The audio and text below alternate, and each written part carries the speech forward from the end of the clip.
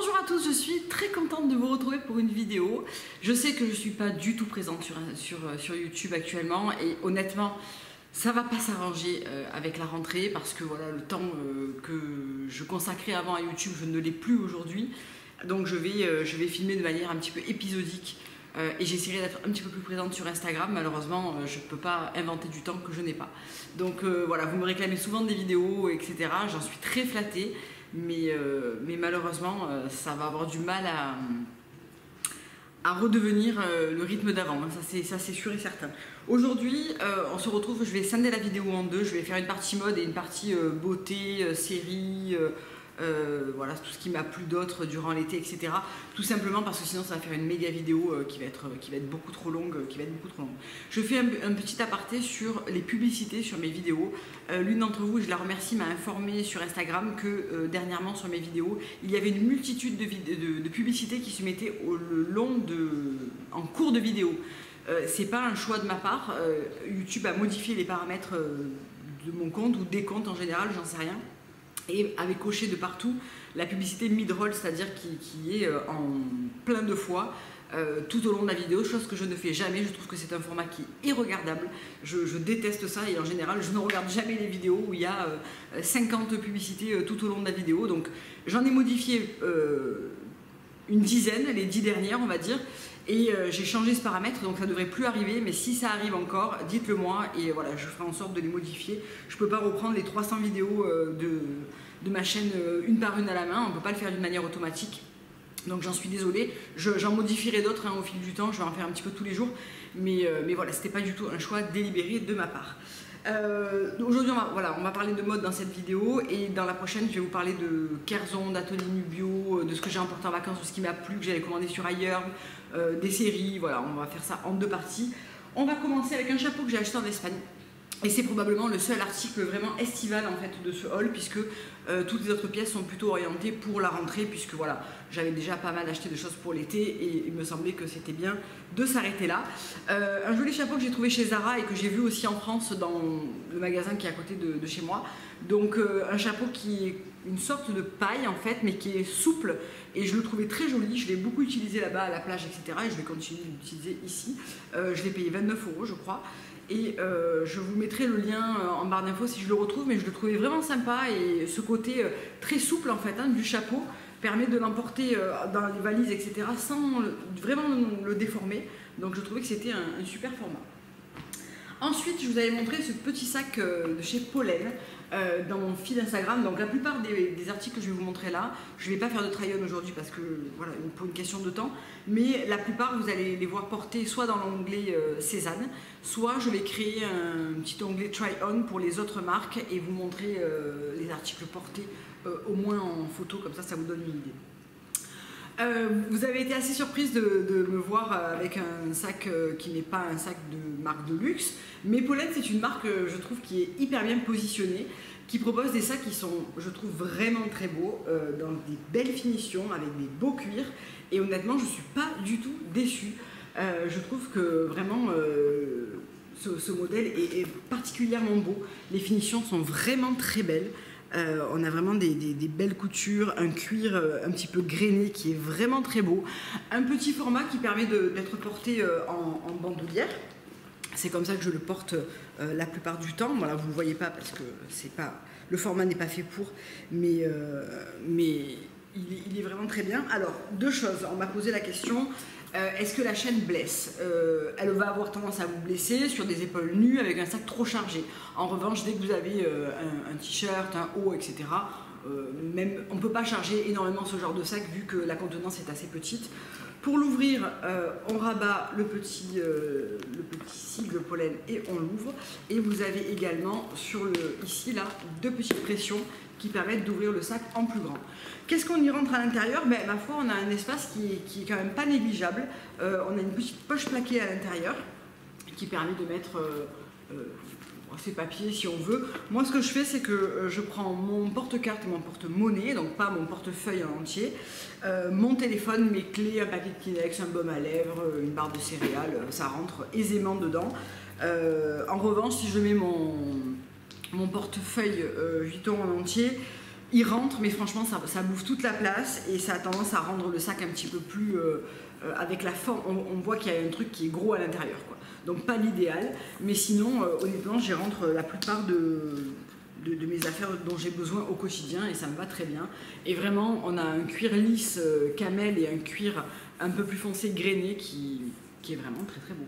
Il y a des petits pieds dessous, couture contrastante ivoire, vraiment je le trouve très très beau pour ce prix là. Je trouve que les finitions sont très belles et je ne suis pas contre un autre sac peut-être dans une couleur que je ne me prendrai pas dans une marque plus chère, etc.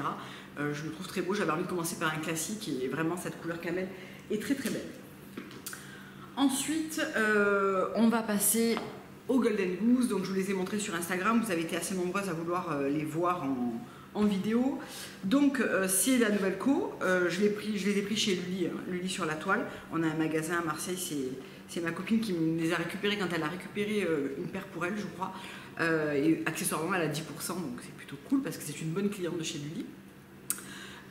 Donc j'ai déjà un modèle pailleté qui est un modèle pailleté tout argent et j'avais mon premier modèle qui était des blanches avec les étoiles dorées mais pas paillettes, c'était une espèce de cuir un peu métallisé qui ont franchement morflé. Bon, elles ont 4 ans, je les ai énormément portées, je les ai pas du tout ménagées et je trouve qu'elles commencent à tirer un peu la gueule. C'est les chaussures maintenant que je laisse dans ma voiture au cas où j'ai mal aux pieds, j'ai des chaussures, il pleut et je veux pas marcher avec dehors, etc. J'ai des tongs et je peux pas conduire avec, enfin voilà. Mais je vais plus trop les porter au quotidien parce que vraiment elles sont fatiguées et j'avais envie de repartir sur une nouvelle paire pour la rentrée et j'ai craqué sur ce modèle, donc une paire de Superstar encore avec l'étoile bordeaux. Là c'est un petit peu comme de la résille, la languette tout en paillettes dorées et l'autre côté qui est beaucoup plus simple et l'arrière avec la languette noire. Je prends toujours un 36 pour mon 37,5, je trouve que ça taille méga grand, mais mon ami qui fait un 37 prend un 37. Donc franchement il faut les essayer, je pense que ça dépend si vous avez le pied fin, la forme de votre pied, etc. Moi dans le 37, mon talon à l'arrière sort quand je marche, littéralement. Donc c'est pas du tout possible. Je trouve qu'elles sont confortables au bout de 2, 3, 4 fois où on les met. Elles deviennent vraiment pour moi des pantoufles. Je suis hyper bien dans toutes mes autres paires de Golden Goose. Et voilà. Donc voilà pour le modèle. Ça, je trouve que c'est chouette à mettre avec un short, avec un jean, avec un pantalon tailleur, avec une combinaison, avec une robe. C'est vraiment le genre de sneakers que je mets avec énormément de choses. Ensuite, on va passer à Cézanne, donc c'est la plus grosse partie, hein, comme d'habitude, avec la ceinture Artemis. Donc, je ne suis pas quelqu'un qui ceinture beaucoup, et peut-être à tort, parce que depuis que j'ai cette ceinture, je me suis surprise à ceinturer des robes, des vestes. C'est pas vraiment une ceinture qu'on met sur un jean, enfin on peut la mettre sur un jean parce que la largeur passe dans les passants d'un jean lambda, mais je trouve qu'elle est belle à ceinturer un petit peu taille haute sur des robes, à rajouter par-dessus une jupe, ceinturer une wheel ou une veste de tailleur, enfin vraiment j'adore. Et ce que j'aime par-dessus tout, moi j'ai pris une 90 et j'aurais dû prendre une 80 parce qu'elle est trop grande en fait, c'est qu'elle n'a pas de trou, donc on peut la régler exactement où on veut et après elle ne bouge pas du tout. Je trouve que ça permet d'ajuster vraiment au plus proche, au plus vrai en fait, sa veste, voilà, sa robe, etc. Et de ne pas avoir la contrainte des trous, un trop loin, un trop près, enfin je trouve que c'est vraiment parfait. J'avais très envie de me prendre la noire, mais elle n'est pas en cuir lisse, elle est en cuir daim, enfin ouais, un genre de daim. J'aime un peu moins, donc j'avais essayé la Yves aussi qui est plus grosse, avec une boucle plus grosse, mais elle a des trous et je la trouvais moins sympa.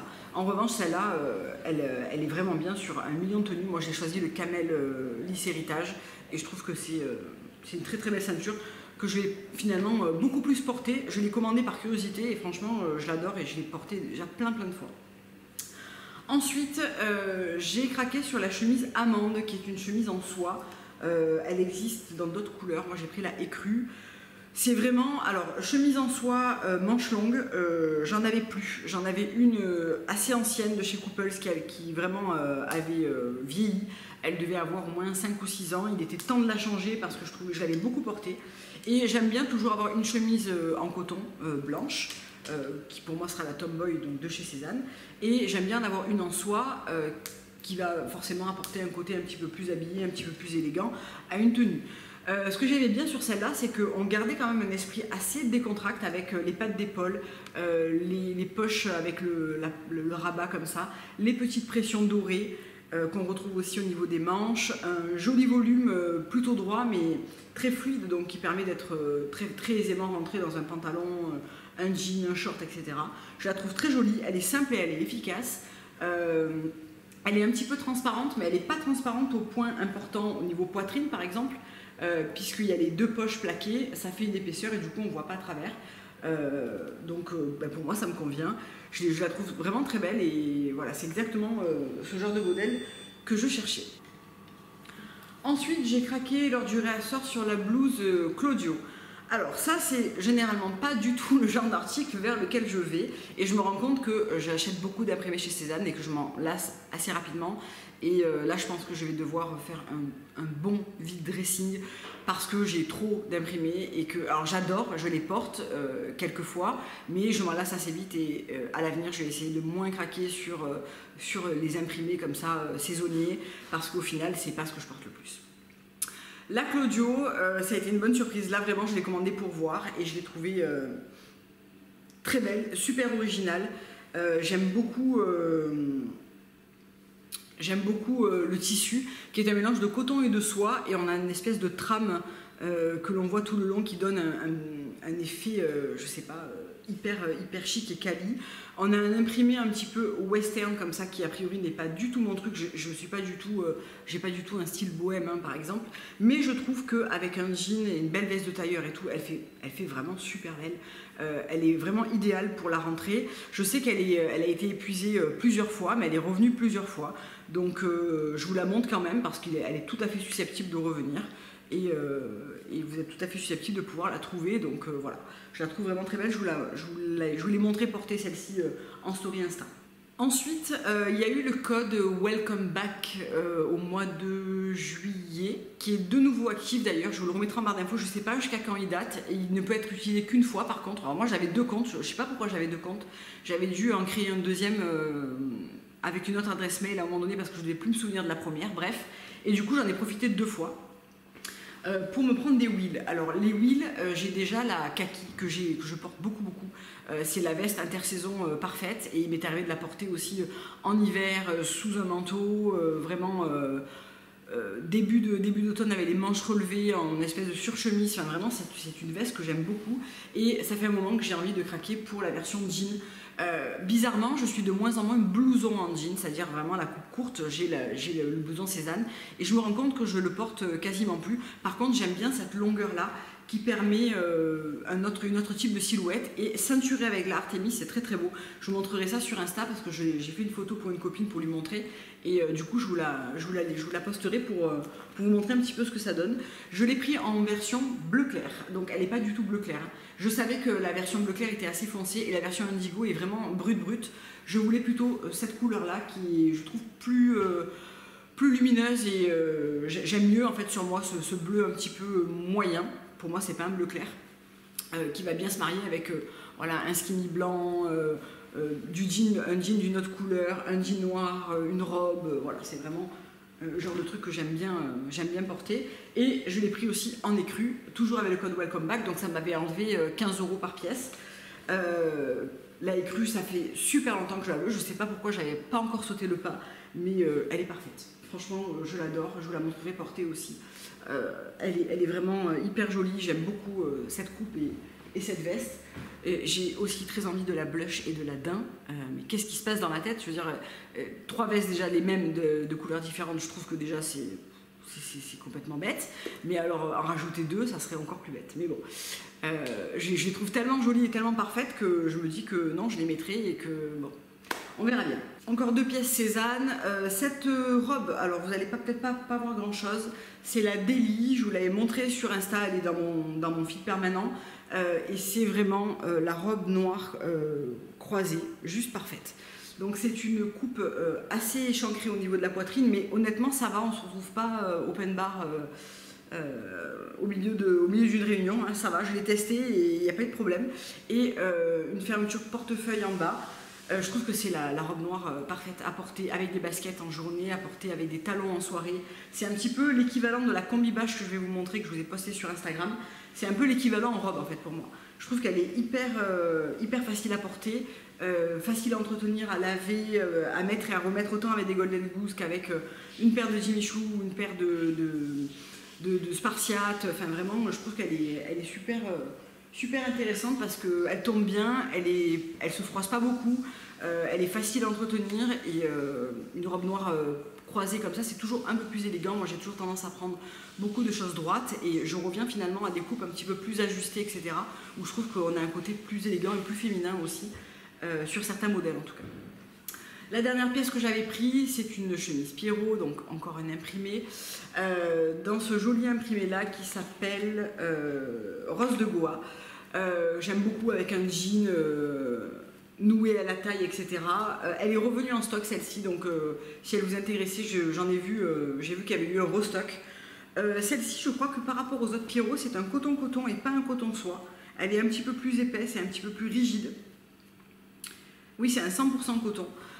Mais j'aimais bien l'imprimer, et une fois de plus, je me suis fait happer par l'imprimé et par l'univers Cézanne, j'ai envie de vous dire, comme d'habitude. La dernière pièce, c'est une combi de chez Bash. C'est le modèle Sissi. Je l'avais vu sur le site internet et quand je suis allée la voir en boutique, j'ai pas été déçue. Je l'ai essayé une première fois et ensuite je suis retournée l'acheter étant complètement convaincue du modèle. Je vous mettrai le lien en barre d'infos pour que vous puissiez aller la voir et je vous mettrai la photo en permanent de mon essayage. C'est une crêpe comme c'est très bien le faire Bash, avec un côté fluide mais avec un rendu assez chic.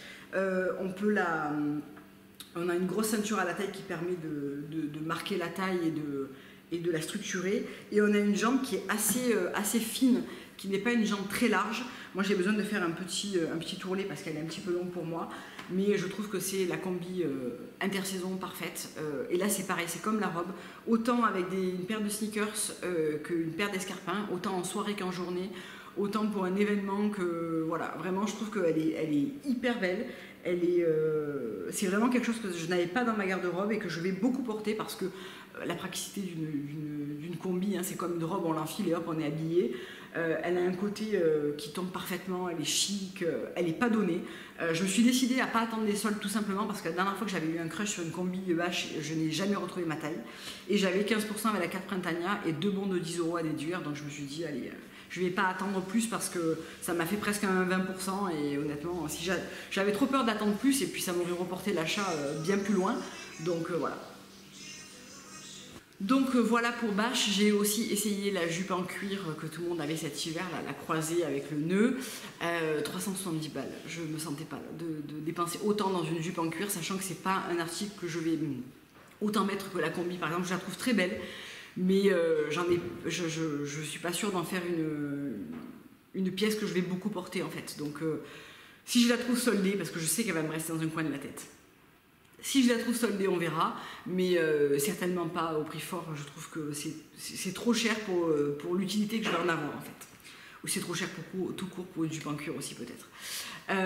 Donc voilà pour ce haul qui est plutôt un haul de rentrée finalement.